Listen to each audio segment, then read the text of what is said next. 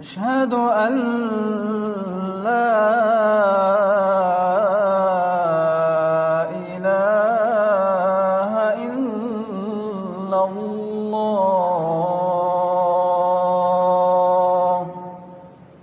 इन्नल हम्दुलिल्लाह वस्सलातु वस्सलामु अला रसूलिल्लाह व अला आलिहि व सहबिहि अजमईन व मन तबिअहुम बि इहसानिन इला यौमिद्दीन। अम्मा बाद फ़अऊज़ु बिल्लाहि स्समीइल अलीम मिनश शैतानिर रजीम। शहरु रमज़ानिल्लज़ी उन्ज़िला फ़ीहिल क़ुरआन हुदल लिन्नासि व बय्यिनातिम मिनल हुदा वल फ़ुरक़ान फ़मन शहिदा मिनकुमुश शहरा फ़लयसुमहु। माह रमज़ानुल मुबारक इंतहाई फ़जीलतों वाला और अहले ईमान अहले इस्लाम के लिए नेकियां जमा करने का सीज़न है।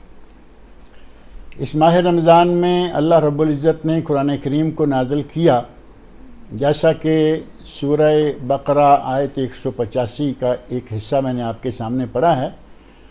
उसमें अल्लाह रब्बुल इज़्ज़त ने इरशाद फरमाया है, शहरु रमज़ानिल्लज़ी उन्ज़िला फ़ीहिल क़ुरआन।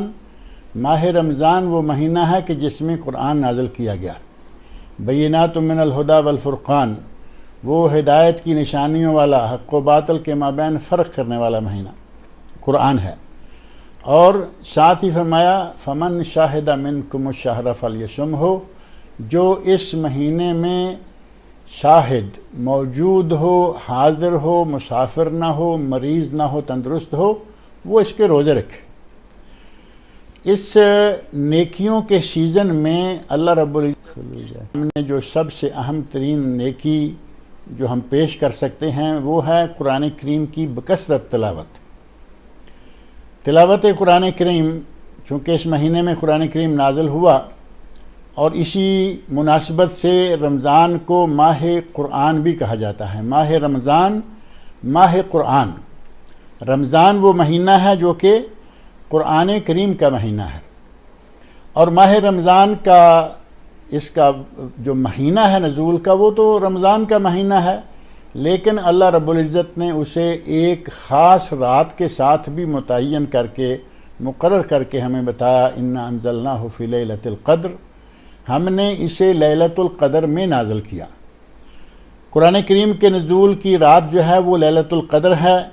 सूरह बकरा में अल्लाह ने फरमाया कि ये रात जो है वो रमज़ानुल मुबारक में है, और सूरह दुखान में जाकर अल्लाह रब्बुल इज़्ज़त ने इरशाद फरमाया कि ये बरकतों वाली रात है और इसमें हमने कुरान करीम को नाज़िल किया है।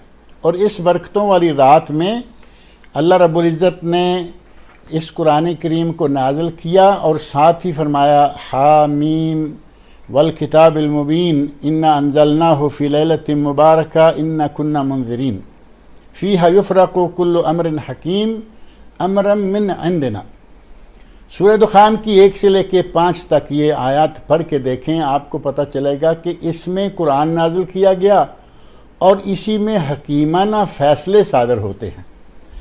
ये ख़ास तौर पर एक जुमला ऐसा है कि जिसमें हमारे यहाँ लोगों ने बहुत गलतफ़हमी पैदा कर दी, और बहुत सारे लोग ऐसे आए कि जिन्होंने कहा जिस रात में कुरान नाज़िल किया गया है वो रात शब बरात है, शाबान की 15 तारीख़, जबकि यहाँ कुरान करीम के नज़ूल का महीना माह रमज़ान और रात लैलतुल क़द्र, जिसे सूरह दुखान में तय कर दिया कि कुरान जिस रात में नाज़िल किया गया वो मुबारक रात है, और वो मुबारक रात रमज़ान में है, शाबान में नहीं है।